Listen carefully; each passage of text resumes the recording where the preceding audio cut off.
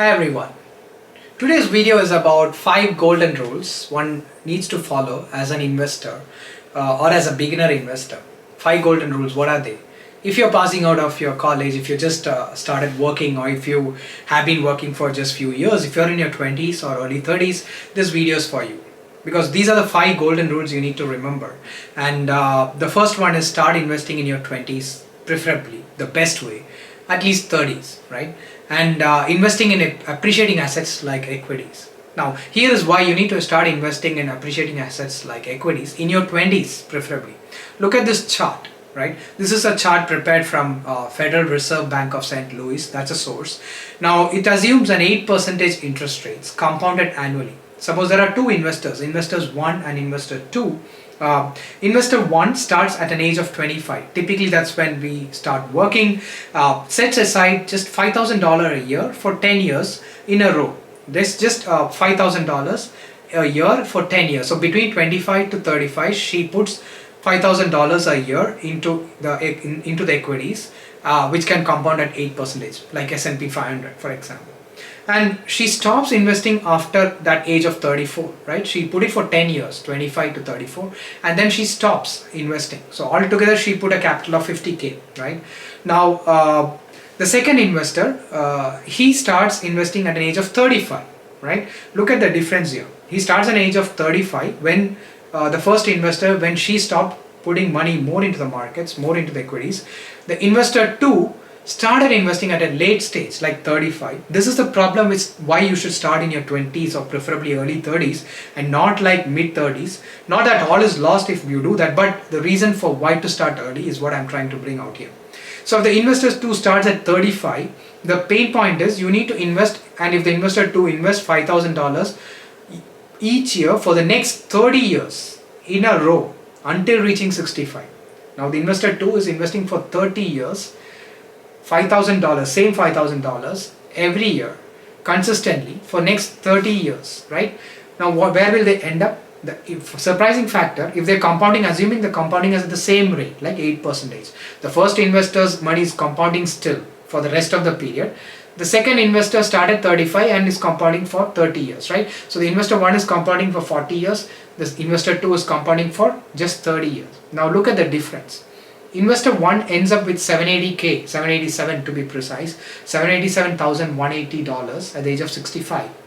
And the investor 2 ends up with a lower amount of almost 170K lower at an age of 65, the same age when they retire, right? Assume that they retire at 65.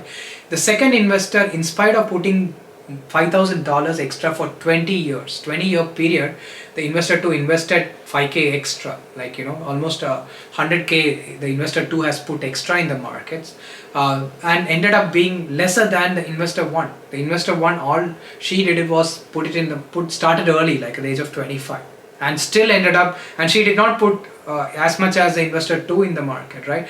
The investor 1 set aside only 5K, and for 10 years that's 50K capital gone into the markets, and just let it be for the compounding for 40 years. And the investor 2, he put money almost for 30 years, 5K, it's almost 150. So 3 times capital the investor 2 put.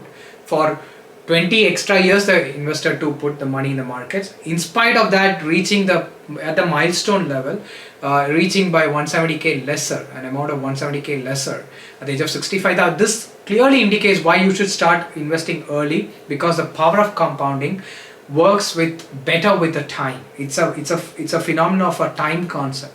The more time you spend, the more runway you spend for compounding, the higher returns you get. So it's a better idea, and the more capital in the front, the better returns. So we saw the difference, right? So that's why it's important to start early in your 20s, at least in your early 30s. Invest in appreciating assets like equities, as we saw, like index is the best, 8, 9, 10% returns. Now invest consistently every month, which is another beautiful thing. Now imagine if the investor 1 had continued for the next 30 years as well, the same 5K, or maybe more when they get more increment. She would have ended up, with millions, at least 10-50 times more than the money that you saw, right? If she had continued investing, that's a different phenomenon. The reason being, that's called dollar cost averaging, as we all heard about it. consistently over long periods of time, if you average out your initial investments, if you put 5k consistently over 40 years every year, you don't have to time the market. That itself takes care of averaging your cost price, and you end up immensely rich if somebody does that. The same investor one ended up with 700k, probably would have ended up with 5-10 million dollars. I don't have the calculator with me, but it probably would have ended up multiple times of what she achieved if she had continued investing for the rest of the period. So invest consistently, don't stop it once it reaches certain amount. Consistently invest, preferably through the 401k kind of routes where you get the tax benefits, which is a great advantage. Again, you evading, you're pushing the tax, deferring the tax to a later stage, right? Which is a great concept, and at the same time compounding.